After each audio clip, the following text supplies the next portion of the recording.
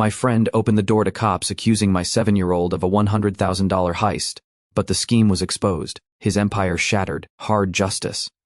The doorbell rang at 6:47 in the morning on a Tuesday. I was scrambling eggs for breakfast when the sound cut through the quiet of our suburban home. Through the peephole I saw 2 police officers standing on my porch, their expressions grave and official. My heart dropped into my stomach. "Ibrahim, Mrs. Catherine Brennan?" the taller officer asked when I opened the door. His badge read Officer Marcus Webb. "Brew. Yes, that's me," I managed, gripping the doorframe. "We have a warrant for the arrest of your son, Jason Brennan, in connection with a robbery that occurred at First Bank downtown," Officer Webb said. "The stolen amount totals over $100,000. Officer Webb's partner, a woman named Officer Lisa Chen, according to her nameplate, stood slightly behind him, her hand resting near her belt. I felt the blood drain from my face. A robbery? $100,000? This had to be some kind of mistake. My Jason wouldn't steal anything, let alone that kind of money. But even as my mind raced to deny it, I knew exactly who was behind this accusation: Derek Hastings, my ex-husband, Jason's father. "Keybrugger, must be some confusion," I said, my voice shaking. "Can you come inside? I need to show you something." Officer Webb exchanged a glance with Officer Chen, and they followed me into our modest living room. The morning light was just starting to filter through the curtains, casting long shadows across the worn furniture. "We've been living in this house for 3 years, ever since the divorce was finalized, and Derek had made sure I walked away with as little as possible," I explained. "Ibrahim, is your son home?" Officer Chen asked, her tone slightly softer than her partner's. "Ibrahim he's upstairs, but before you go up there, I need you to understand something about Jason." I took a deep breath, fighting back tears. "My son is 7 years old." "Keybrugger." The silence that followed was deafening. Officer Webb's stern expression cracked, replaced by confusion. "I'm sorry, what?" "Ibrahim, Jason is 7, I repeated. "He's in 2nd grade at Riverside Elementary. He just lost his first 2 front teeth last month." I walked to the mantel and grabbed a framed photo, handing it to them. It showed Jason grinning widely, displaying the gap where his teeth used to be, holding up a drawing he'd made of our cat, Whiskers. Officer Chen took the photo, studying it carefully.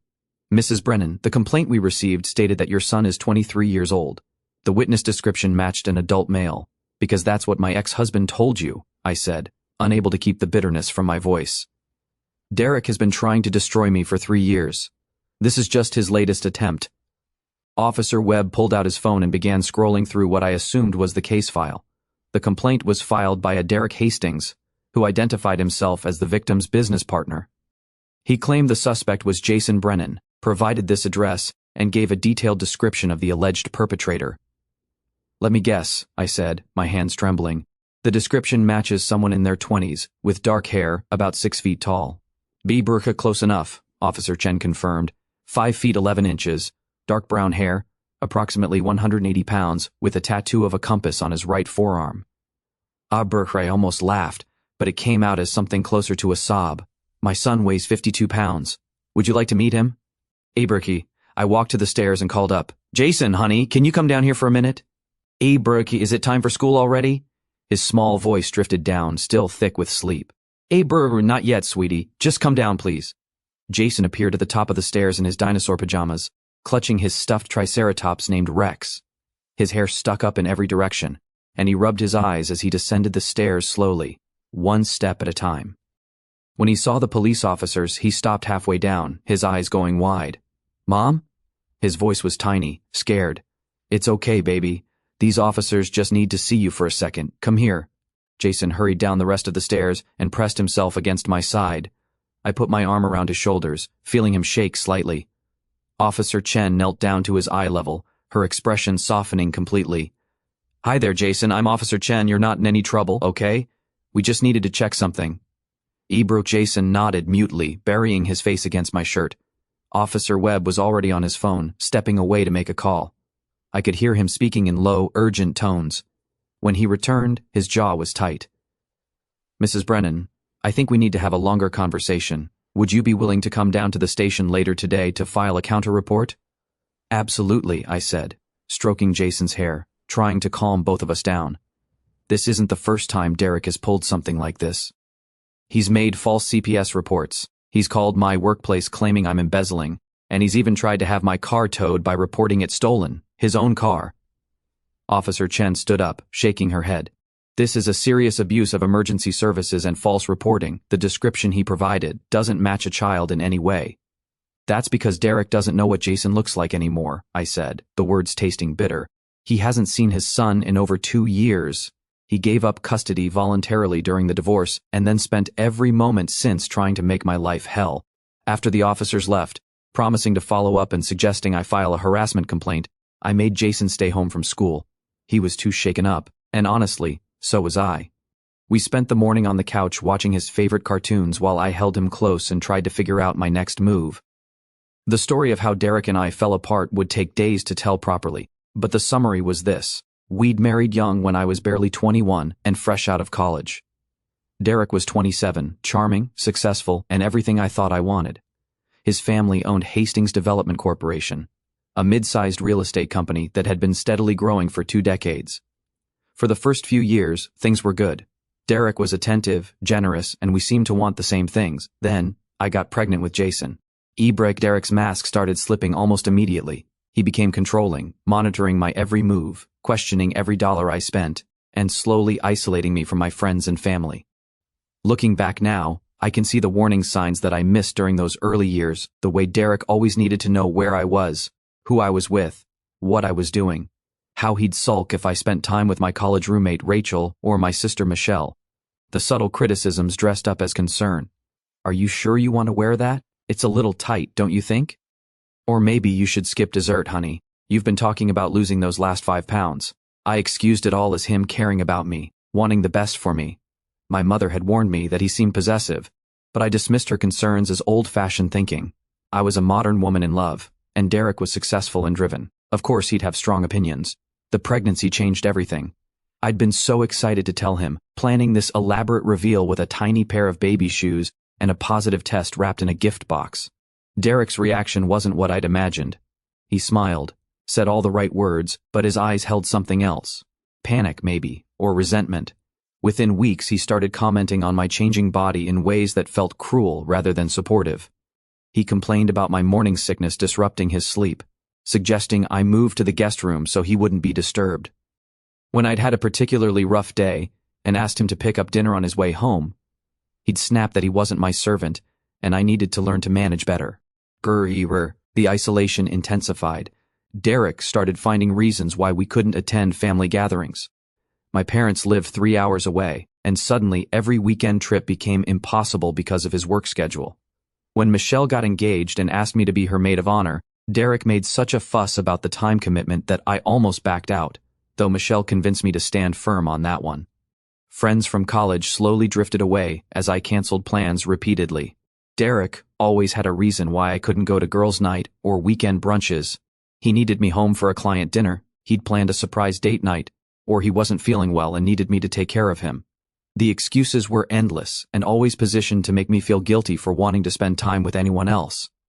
My job at Martinez Design Studio became my only sanctuary. I was good at my work, creating marketing materials and brand identities for local businesses. My boss, Gloria Martinez, was a fierce woman in her 50s who had built her company from nothing.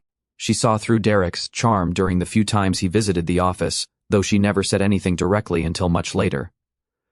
Pregnancy brought its own challenges at work. I was exhausted constantly during the first trimester, fighting waves of nausea while trying to meet client deadlines. Derek offered no support at home. He'd come in late, smelling of whiskey and making vague excuses about client meetings. I'd fallen asleep on the couch more than once, waiting for him, only to wake up alone with a blanket thrown over me, and Derek already gone to work the next morning. The financial control started subtly. Derek suggested we consolidate our accounts to make managing money easier. Naive and trusting, I agreed. Within months, he questioned every purchase I made. A new pair of maternity jeans became an interrogation about why I couldn't just wear my regular clothes with a button undone. Groceries were scrutinized, line by line. He set up alerts on our credit card so he'd know immediately if I spent money, and I'd get text messages asking what I'd bought before I'd even left the store. When Jason was born, I fell completely in love with this tiny, perfect human. Derek seemed detached from the moment they placed our son in his arms. He held Jason awkwardly, like he was handling a fragile package he might drop. The nurse had to show him how to support the baby's head properly. During our hospital stay, Derek spent more time on his phone than looking at his newborn son. Ibra coming home was overwhelming. Jason cried constantly those first few weeks, and I was operating on maybe 2 hours of sleep per night. Derek moved permanently to the guest room, claiming he needed rest for work. My mother came to stay for a week, and Derek was so cold and unwelcoming that she pulled me aside before leaving. "Catherine and honey, I'm worried about you," she said, holding my hands in the nursery while Jason slept in his crib. "Derek isn't acting like a new father should. He barely looks at the baby, and he's treating you like hired help rather than his wife." I defended him, making excuses about the stress of his job and the adjustment period. Mom just hugged me tight and made me promise to call if I needed anything. The concern in her eyes haunted me for weeks afterward. Michelle visited when Jason was 6 weeks old, and Derek was on a business trip to Seattle. We'd stayed up late, me nursing Jason while she told me about her wedding plans. Then she asked the question I'd been avoiding. "Are you happy, Katie? Abraher?" I burst into tears. The whole story came pouring out, all the little cruelties and big resentments I'd been bottling up. Michelle listened, her face growing darker with each revelation. When I finished, she was quiet for a long moment. "You need to leave him," she finally said. "This isn't going to get better. Men like Derek don't change. They just get worse at hiding who they really are." But I wasn't ready to hear it yet. I had a 6-week-old baby, no independent income since I'd taken maternity leave, and Derek controlled all our finances. The thought of leaving seemed impossible, terrifying. So, I stayed and told myself things would improve once Jason got older, once Derek adjusted to fatherhood, once work stress eased up. They didn't improve, they got worse.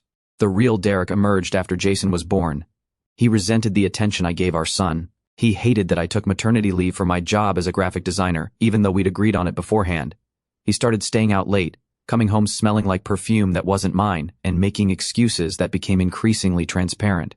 Jason's first year was a blur of sleepless nights and lonely days. Derek's absences grew longer and more frequent. Business trips that used to last 2 days stretched to 5, then 7. When he was home, he treated our house like a hotel and me like the staff. He'd leave dirty clothes on the floor, expecting me to pick them up.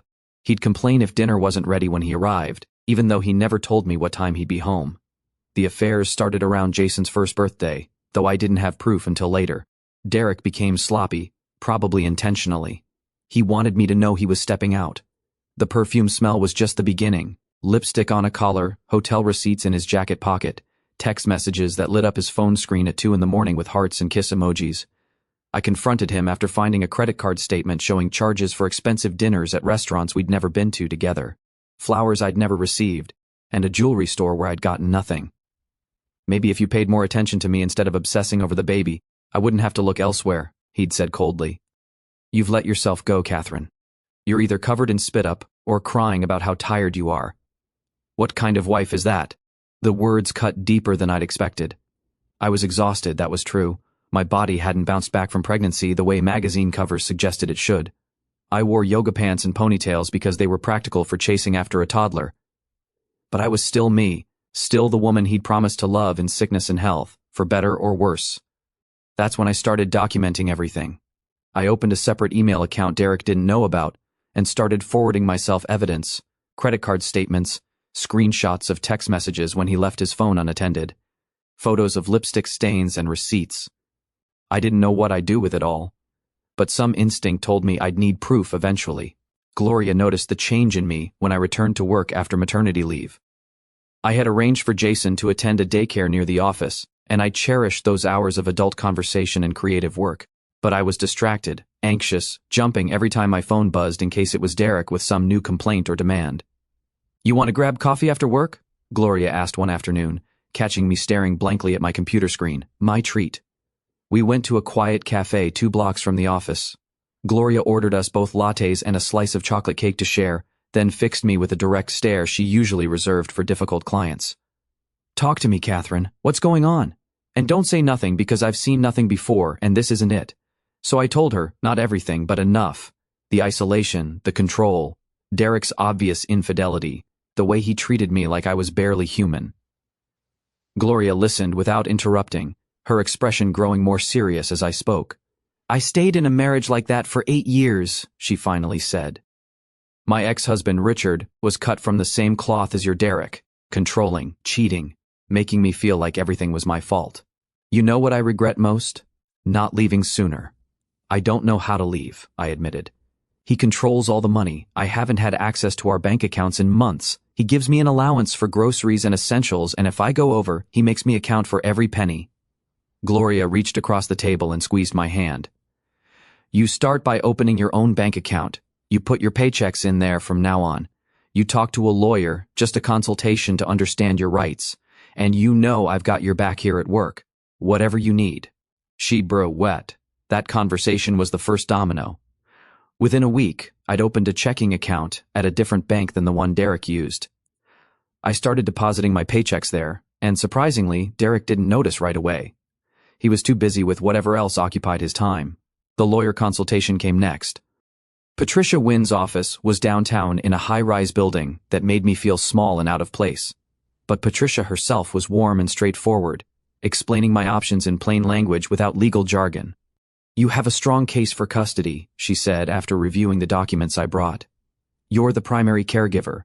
You have stable employment, and you've documented his neglect and infidelity. Colorado is a no-fault divorce state, but the affairs and financial control will matter for custody and asset division. How much is this going to cost? I asked, dreading the answer. Patricia named a figure that made my stomach drop. Even with my new separate account, I didn't have anywhere near that kind of money. She must have seen the despair on my face because she added, We can work out a payment plan. And I'll be honest with you, Catherine. Once we file, your husband's attorney is going to come at you hard. Men with money and ego don't like losing. But you have right on your side, and that counts for something.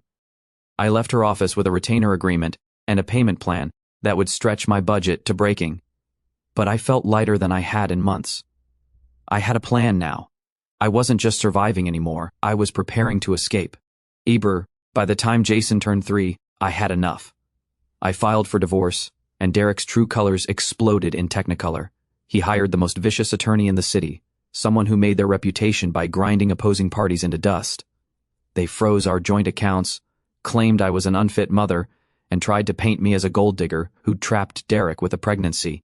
Derek's lawyer was a shark named Bradley Thornton, who specialized in high-net-worth divorces and had a reputation for destroying opposing parties. At our first court appearance, he'd shown up with a briefcase full of evidence of my supposed unfitness as a mother, grainy photos of me at a park with Jason, which he claimed showed me neglecting my child because I was looking at my phone, statements from Derek's colleagues saying I'd seemed unstable at company events, though I barely attended any because Derek never invited me. The accusations were absurd but terrifying. Thornton presented receipts from my grocery shopping, highlighting purchases of wine and claiming I had a drinking problem. The truth was, I bought a bottle of wine maybe twice a month and usually only had a single glass with dinner.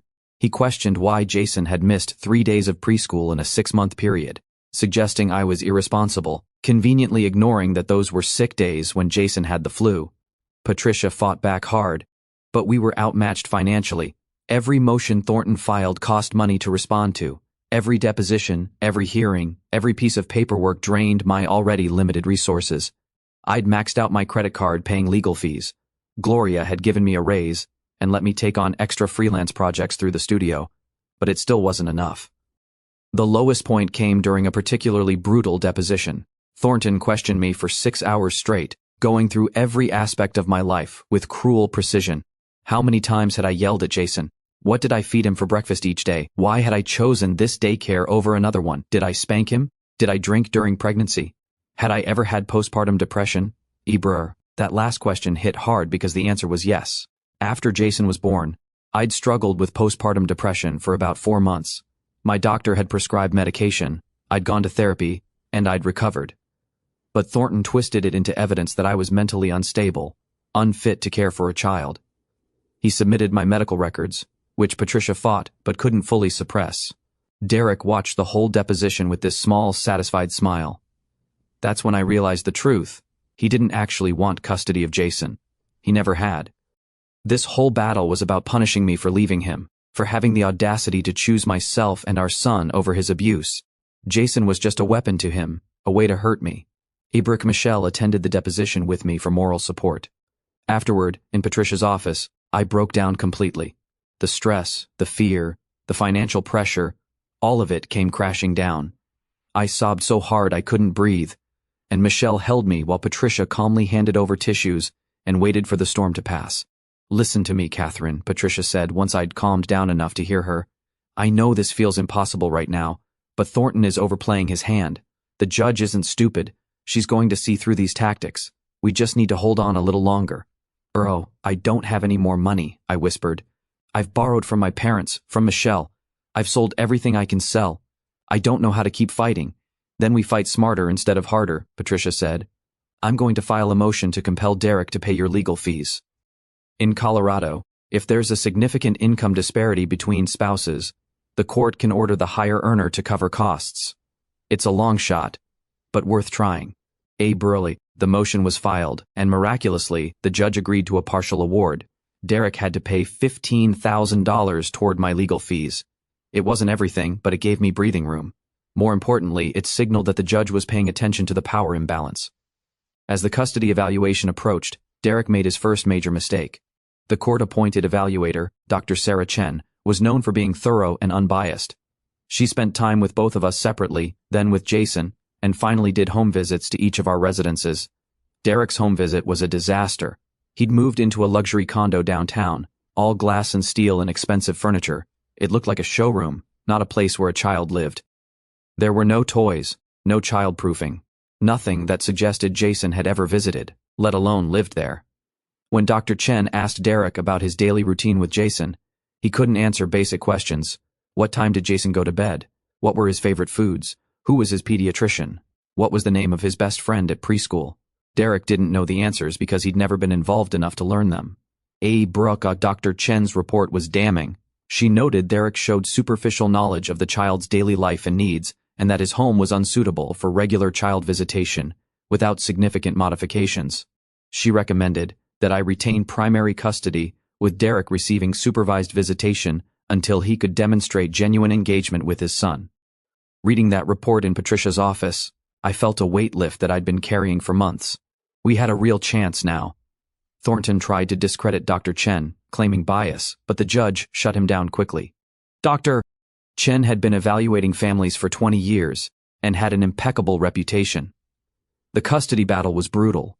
Derek's lawyer tried every angle, but in the end, the facts spoke for themselves.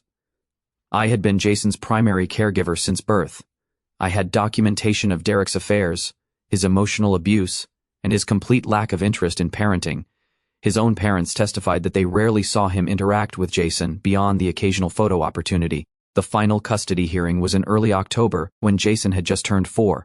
The courtroom was smaller than I'd expected, with harsh fluorescent lighting that made everything feel stark and cold.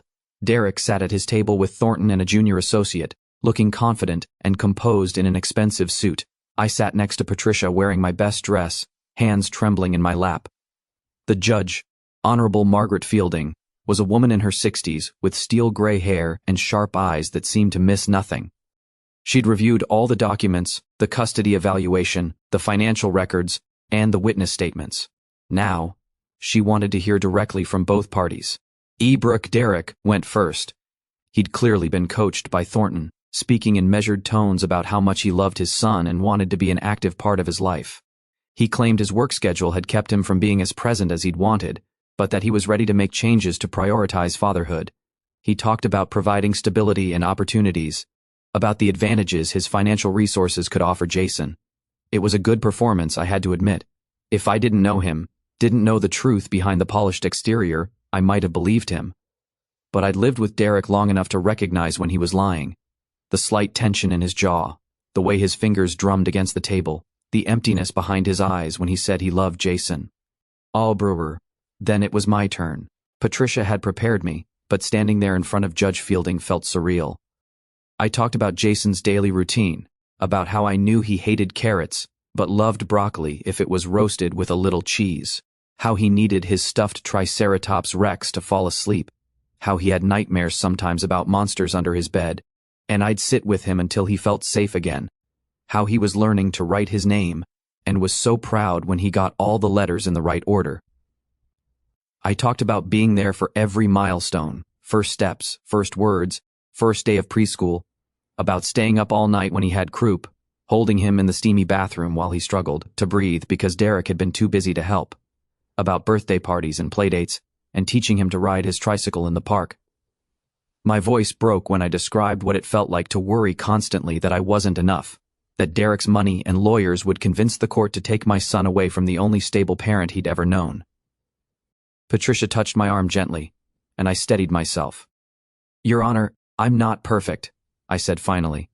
"I get tired and frustrated. Sometimes I let Jason watch too much TV because I need 20 minutes to breathe. Sometimes we have chicken nuggets for dinner because I'm too exhausted to cook. But I love my son with everything I have, and I've never stopped showing up for him. I can't say the same for his father," Judge Fielding asked Derek when he'd last spent a full day alone with Jason. Derek hesitated, clearly calculating, before admitting it had been over 8 months. She asked him Jason's pediatrician's name. He didn't know. She asked what allergies Jason had. Derek guessed peanuts, but it was actually strawberries, a mild allergy we discovered when he was 2. The judge's expression never changed, but I saw something shift in her eyes. She called for a brief recess, and when we returned, her decision was swift and unambiguous. The judge granted me full custody. Derek didn't even fight, in the end. He just signed the papers, gave up his parental rights without a single tear, and walked away. I thought that would be the end of it. I was wrong. Derek couldn't let go of the humiliation. He'd lost in court, something his ego couldn't accept. So, he launched a different kind of campaign. Every few months, something new would happen. The CPS reports claiming I was neglecting Jason, the calls to my employer at Martinez Design Studio, suggesting I was stealing client information, the time he convinced his friend at a towing company to impound my car by claiming it was his and I'd stolen it. Each incident was designed to cause maximum disruption with minimal actual evidence. Derek was smart enough to stay just on the edge of legal consequences. He never did anything quite serious enough to warrant a restraining order, but he did enough to keep me constantly stressed, constantly looking over my shoulder. This robbery accusation was different though. This crossed the line even for Derek. Later that afternoon, I drove to the police station with a folder full of documentation. Inside were copies of the divorce decree, the custody agreement, Derek's voluntary termination of parental rights, and a detailed timeline of every harassment incident over the past 3 years. I'd been keeping records, hoping I'd eventually have enough for a restraining order. Now I had something better. Detective Raymond Torres met with me in a small interview room. He was in his 40s, with graying hair and the tired eyes of someone who had seen too much of humanity's worst side. He listened as I laid out the entire history, occasionally making notes or asking clarifying questions. "This bank robbery allegation," Detective Torres said, tapping his pen against his notepad. "Your ex-husband filed a report claiming to be the victim's business partner. He stated that you and your adult son conspired to rob First Bank of $100,000 from a business account." "I've never had any business dealings with Derek since the divorce," I said firmly, "and my son is 7 years old and has never been inside First Bank in his life. His savings account is at Credit Union of America, with exactly $247 in it from birthday gifts." Detective Torres nodded slowly. "We're pulling the surveillance footage from First Bank. Now, there was indeed a robbery matching the time frame Mr. Hastings reported. But based on the footage we've reviewed so far, the suspect is a white male in his mid-20s, approximately 5 feet 10 inches, with a full beard and a baseball cap. The interesting thing is the victim whose account was robbed. It's a shell company owned by Hastings Development Corporation." I felt my eyebrows shoot up. He robbed himself. That's what it's starting to look like. Or someone close to him did. The way these things usually work, someone files a false police report about stolen money, collects insurance money, and tries to pin it on someone else to avoid suspicion. But by naming you and your obviously underage child, he may have tipped his hand. "So what happens now?" I asked, hope beginning to stir in my chest. Now we investigate Derek Hastings for filing a false police report, insurance fraud, and possibly embezzlement from his own company. And based on your documentation here, we're also looking at criminal harassment charges. Mrs. Brennan, you might want to consider getting an attorney. Berkey. I already had one in mind. Patricia Wynn handled my divorce. And while I couldn't afford her aggressive representation during the custody battle, she'd done what she could with the limited budget I had. This time, I'd figure out how to pay her somehow. This was worth going into debt for. 3 days later, Patricia and I sat in her office downtown, overlooking the city skyline. She'd reviewed all my documentation and had spoken with Detective Torres personally. Her expression was one I'd never seen before. Pure predatory satisfaction. Catherine, I'm going to be blunt with you, Patricia said, leaning back in her leather chair. Derek screwed up massively this time. The police have confirmed that the robbery was staged. Security footage shows a man matching the description of Derek's business partner, Nathan Cross, withdrawing the money from the business account, then filing a report claiming it was stolen. Derek was the one who reported it to the police and named you as the suspect. Breer, why would he do something so stupid, I asked. Even for Derek, this seems extreme. Because Hastings Development is in financial trouble, Patricia said, sliding a printed document across her desk. I did some digging. The company has been hemorrhaging money for the past 18 months. Bad investments, failed developments, and some extremely questionable business decisions. Derek needed cash fast, probably to avoid bankruptcy. So, he and Nathan cooked up this insurance fraud scheme, and Derek decided to kill two birds with one stone by framing you. I picked up the document, scanning the financial records. How did you get these? Let's just say I have a friend who's very good at finding public records, and leave it at that. Patricia smiled. Here's what's going to happen. The district attorney is filing criminal charges against Derek for false reporting and insurance fraud. Nathan has already flipped and is cooperating with the investigation in exchange for a lighter sentence. And here's the beautiful part. Because Derek named a minor child in his false police report, that's considered especially egregious. It's going to carry serious weight. What does this mean for me? I asked, almost afraid to hope. It means we're going to sue him civilly for harassment, emotional distress, defamation, and anything else I can think of. It means we're getting you a restraining order, and this time, it's going to stick. And it means Derek Hastings is going to spend the next several years wishing he'd just left you alone after the divorce. The next few months moved with the slow inevitability of a glacier. Derek was arrested and charged with multiple felonies. The local news picked up the story, and watching his mugshot flash across the evening broadcast was surreal. The man who'd once seemed so powerful and untouchable now looked small and scared. Nathan Cross's testimony was damning. He detailed how Derek had approached him with the plan, how they'd staged the robbery, and how Derek had specifically mentioned using it as a way to finally get back at that ex-wife. His words, according to the police report. The restraining order was granted without objection. Derek's attorney advised him not to fight it, given the criminal charges pending. My civil suit moved forward, and Patricia was relentless. She deposed Derek's family, his business associates, and even tracked down his current girlfriend, who had some interesting stories about Derek's obsession with teaching me a lesson. Jason slowly recovered from the trauma of seeing police at our door. His school counselor worked with him, and gradually his nightmares faded. I explained everything in age-appropriate terms. Daddy had told a lie to the police, and now he was in trouble because lying is wrong. Jason seemed to accept this with the simple clarity that children have about right and wrong. The trial for Derek's criminal charges was scheduled for February. In December, his attorney approached Patricia about a plea deal. Derek was drowning in legal fees, his company was collapsing, and his family had cut him off financially. He wanted to avoid trial. Patricia and I met in her office again to discuss the prosecution's offer. Derek would plead guilty to all charges in exchange for a reduced sentence. He would also agree to a settlement in my civil case, paying me $300,000 in damages. The money would come from the forced sale of his personal assets, including his luxury condo and his sports car collection. The prosecutor wants to know if you'll agree to this, Patricia said. If you push for trial, there's always a risk, even though the evidence is solid. But this plea deal guarantees he serves time, and you get compensation. Bro, I thought about it for a long moment. What's the sentence? 3 years, with eligibility for parole after 18 months if he demonstrates good behavior, and the money is guaranteed. The assets are already in escrow, pending the outcome. The moment he signs the plea agreement, the sale proceeds to pay you first before any other creditors. I looked out Patricia's window at the city below. Somewhere out there, Derek was probably in his own attorney's office, facing the destruction of everything he'd built. Part of me wanted to see him suffer more, to push for trial and watch him squirm on the stand.